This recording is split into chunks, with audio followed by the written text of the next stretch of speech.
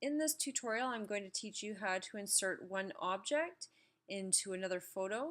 So what I'm going to do is I'm going to start by opening up my images over here. Open. I've already got mine selected. I'm going to go open the other one.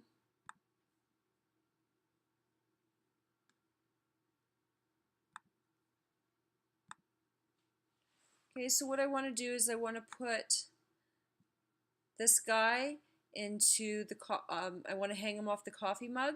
So what I need to do is I'm going to use the magnetic lasso tool, which is located over here on the toolbar, to cut him out of this object. But before I get started, I'm just going to make a duplicate layer of that layer.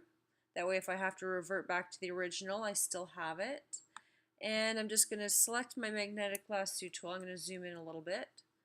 And I'm going to grab the magnetic lasso tool. If it's hidden for you, if you click and hold, you should see it pop up there. Make sure it's selected. One thing I want to point out to you is the frequency. The higher the number, the more precise your selection will be.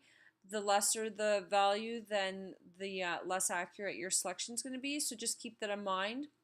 The main difference is the higher the frequency, the more nodes you're going to have going around your object, and the lesser the frequency, the fewer nodes you're going to have. So, and that has to do with all the precision. So I'm just going to go around here and I'm going to make my selection really quickly here.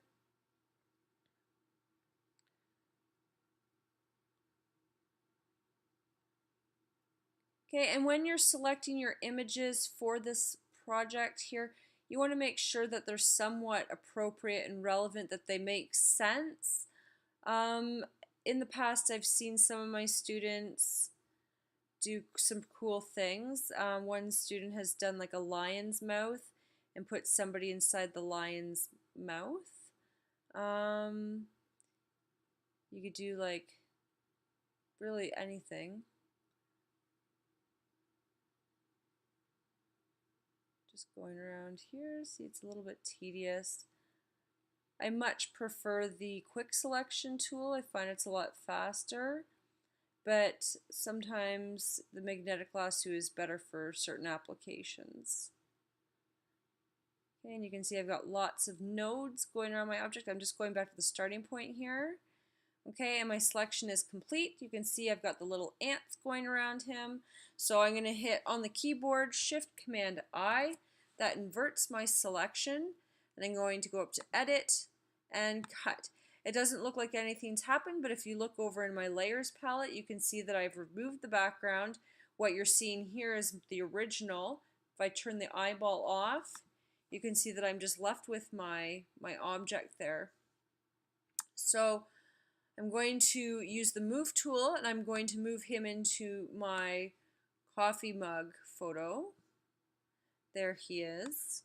Okay, and I'm just going to zoom in a little bit more on this so I can see better. I'm going to pan over here. Okay, and he's a little bit big for this mug, so I'm just going to scale him down a little bit.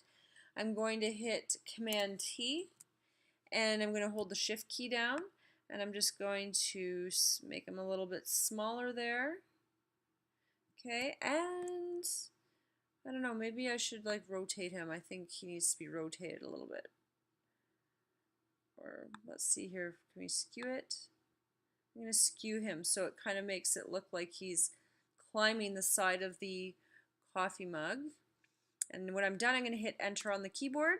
And then I want you to take the blur tool, which is the little raindrop there, and I just want you to soften the edges of your object. If you can't see it, you'll have to click and hold down for it to pop up. And you're just going to go around your object and soften up those edges so that the object doesn't look so harsh. You may have a little bit of white left over or some bits that you don't want in this. You can always use the eraser tool to kind of refine your object a little bit.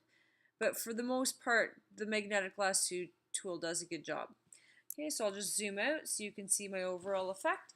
And that is how you select an object and place it in another image.